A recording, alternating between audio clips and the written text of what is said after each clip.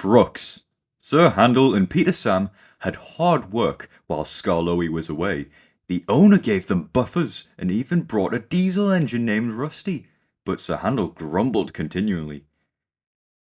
One day, Gordon saw him shunting in the yard and laughed. My controller makes me shunt, Sir Handel said sheepishly, and I take trucks to the quarries too. I'm highly sprung, and I suffer dreadfully. Our controllers don't understand our feelings, little Sir Handel, sympathized Gordon. No, if you were ill, he winked, you couldn't go, could you? Good idea, said Sir Handel. I'll try it.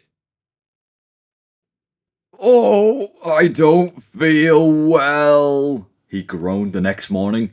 There wasn't time to examine him then, so some of the trucks were coupled behind Peter Sam's coaches. Rusty promised to follow along with the rest. Snickered Sir Handel, but no one noticed. They were all too busy. Peter Sam didn't mind the extra work. He left his coaches at the top station and trundled cheerfully through the woods. The trucks chatted behind him in an agitated way, but he paid no attention. It might have been better if he had. Slate comes from quarries high up in the hills. They travel down in trucks on a steep railway called an incline. The empty trucks at the bottom are hitched to a rope. Loaded ones at the top are hitched to another. By their weight, loaded trucks run down the incline, pulling the empty trucks up. There are strong brakes in the winding house at the top to prevent the loaded trucks from running down too fast. The ropes are very strong too, but in spite of this, the trucks sometimes play dangerous tricks. Peter Sam never bumped trucks unless they misbehave. Sir Handel bumped them even if they were good, so they didn't like him, and the trucks played tricks whenever they could. Peter Sam pushed the empty trucks to a siding where his fireman hitched them up to the rope. Then, on another siding, he pulled back some loaded trucks. With these in front of him, he stood waiting. More loaded trucks stood at the top of the incline, ready to come down. They couldn't see Peter Sam. They thought he was Sir Handel and wanted to pay him out. They began to move. Faster! Faster! They grumbled. They reached halfway, gathering speed. Scrag him! They yelled. No, no! Wailed the empty trucks. It's Peter Sam! It's Peter Sam! But it was no use. The loaded trucks were straining at the rope.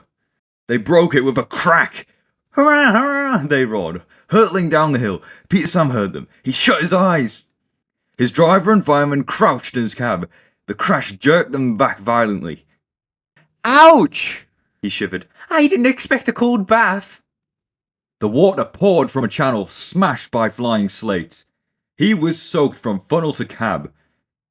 Peep, peep, he spluttered, and was glad when he heard Rusty's answering, Toot, bust my buffers, exclaimed Rusty. What a mess! Never mind, Peter Sam, we'll get you out. He soon pulled him away from the water and the trucks. Peter Sam felt battered. His funnel was cracked and his boiler was dented, but he was glad his driver and fireman were unhurt. He thanked Rusty and limped slowly home. Rusty stayed to help clear the wreckage. I'm sorry about your accident, Peter Sam, said Sir Handel. You see, I always stand well back. Trucks don't like me. Why didn't you warn me? I didn't think. You never do, said a stern voice. You can start thinking now while you're doing Peter Sam's work as well as your own, and that'll teach you to pretend you are ill. Sir Handel did start thinking. He thought about the Finn controller. And he thought about Gordon. He wanted to give Gordon a piece of his mind.